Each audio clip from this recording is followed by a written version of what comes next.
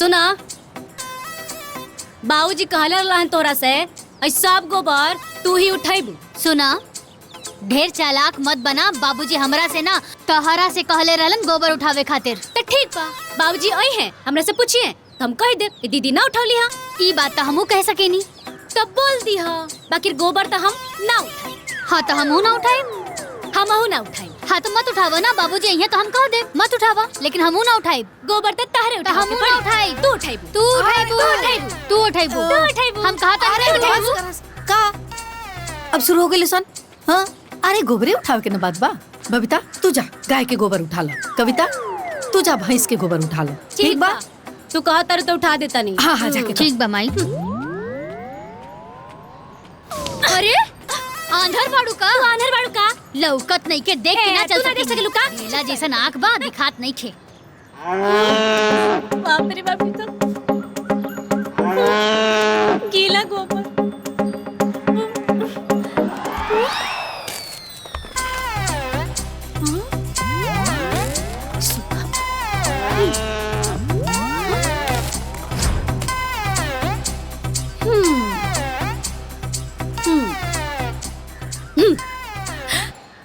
हम गोबर ना उठाई, हम भैंस के गोबर उठाई। एमे मोती जड़ल बा का? हाँ देख छुटकी, हम ना बिल्कुल झगड़ा के मूड में नहीं खी। ना तो तहरा के ना गाय के गोबर उठावे के पड़ित। ला उठा ला, मोती जड़ल बा, उठा ला। हाँ उठाई ना, पकड़। आता दिमाग खराब कैले बिया।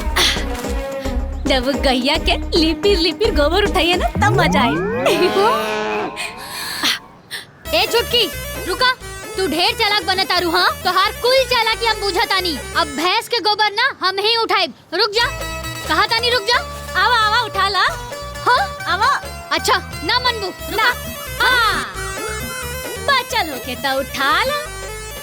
रुक, तू ऐसे ना मनबू। हाँ हाँ ढेर चालाक बनता रू। हाँ भैंस के गोबर उठाइबू। इला रुक, ए छिपकली। हाँ ये ले। हाँ हमरा ला।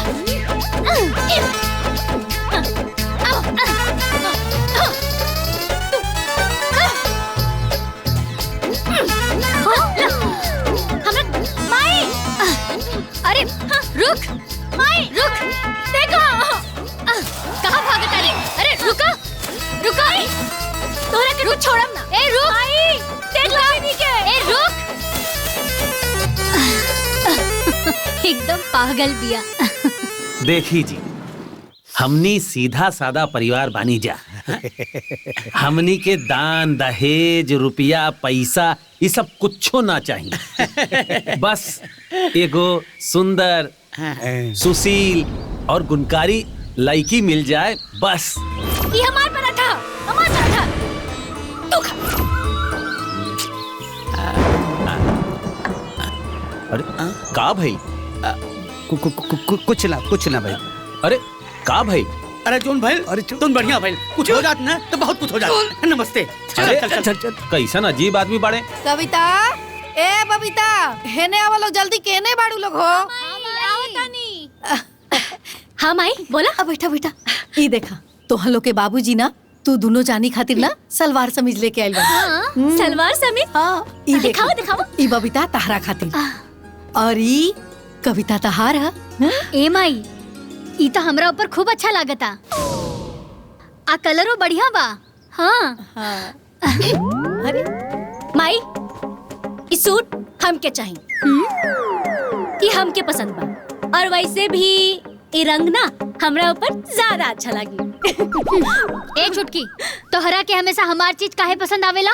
और ई सूट ना तो हम तोहरा के बिल्कुल ना देब, चाहे कुछ हो जाए। तू सौतेली बहन बाड़ू, और ई वैसे भी ना हमार बाबूजी लेल बड़े तो हम ना दे। अरे ढेर सौतेली सौतेली करताड़ू। हाँ हम तोहार सौतेली बड़ बहन है ना, ता तू हमार सौतेली छोट बहन बाड़ू। सौतेली छोट बहन। तू सौतेली बड़ बहन। तू सौतेली छोट बहन। तू सौतेली बड़ बहन। सौतेली छोट बहन। तू सौतेली बड़ बहन। तू सौतेली छोट बहन। तोहन के रोज रोज लड़ाई झगड़ा की वजह से ना आज फिर एगो शादी टूट। एगो कपड़ा खातिर लड़त हो सर। अब भैया चला बाजार है, आई नहन के एक के थान एक के तरह का कपड़ा ला। इकुल ना एक ही तरह का कपड़ा पहने ला है सर।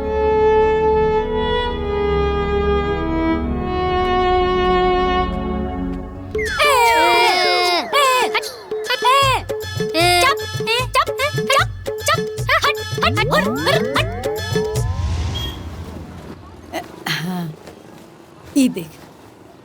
अरे हाँ? अरे माई ये तो बहुत बढ़िया बाहो, ये ले ला। बबीता बढ़िया बना, बहुत बढ़िया बा माई। खरीद ली। हाँ रउआ ना यही में के 2 सूट निकाल दे। एमे के तो एक को पीस बचल बा। आप एक काम करी, ई ले ली, जब दूसरा आ जाए तो ले लिया। भैया एक काम करी, ई सूट ना हमके दे दी, हमके पसंद बा। हाँ। और एह में के ना दोसर मंगा दे हम। माई पैसा दे, जब एह में के दोसर आई तो दीदी खातिर किन दिया। चला ये पैक कर। चल चल चल, उठा उठा। अरे माई ई सूट अभी हम रख लेता नहीं। माई जब दूसर आई ना तो दूसर वाला इनके दे दिया, ठीक बा ना? माई ई सूट हमके पसंद बा, ई सूट हमके चाहिए। अरे हम कहा तानी ना ई सूट हमरा के पसंद बा, ई सूट हम ले पहले। हम ले हम। अरे बड़ हम बानी ता हम ले पहले हम ले हम। अरे ए छुटकी, हम कहा तानी ना हम ले। हम कहा था ना ई सूट हम ले हम। अरे छोड़ो, छोड़, अरे छोड़ ना, छोड़ छोड़। अरे हम छोड़ छोड़ छोड़ छोड़, ये हम ले छोड़ छोड़। छुटकी, अरे छोड़, तुम भी हमके दुकान में भी छोड़ा। ये छुटकी तू छोड़ छोड़ोगी ना? छुटकी।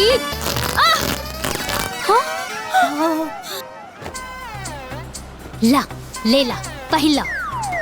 ला ई तू पहन।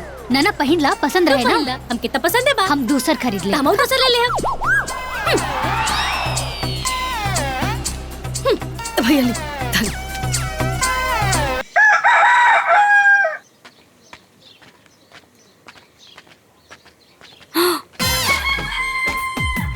हे दीदी ये तो मुर्गवा बड़ा अच्छा बा, बड़ा बढ़िया बा। हाँ रे ये तो बड़ा बढ़िया बा, देसी बाई तो। हाँ हमरा कितना खाए के मन करता। खइबा का? हाँ रुका। ए भौजी तनी बाहर आई ता। भौजी अरे बहरी आवा ना। अरे कविता बबीता बबनी का बात बा? भौजी तू अपनी मुर्गवा बेचबू? मुर्गा ना ना ना बेचम। ना बेचम काहे? हाँ हम अपने दामाद जी खातिर रखले बनी यही से। अरे का भौजी अपन दामाद जी के दूसर मुर्गा खिया दिया। हाँ हाँ उ का है ना कि हमरा दामाद जी के खियाए के बना, और का है कि हमार दामाद जी नु देसी मुर्गा खा ले, यही से हम ना बेच पाएम। अच्छा कौनो बात नहीं के भौजी। हाँ कोनो बात ठीक बाटे, हम जाता नहीं, हमरा ढेर काम बाटे। ठीक बा? ए बबनी लोग ते लोग बुरा मत मानिया लोग, ठीक बा? हम अरे चला ना, तानी ना। हनु। ठीक बा। गोलू। हाँ दीदी। आज तक तो के मुर्गा ही खियावल जा। ओहो देसी।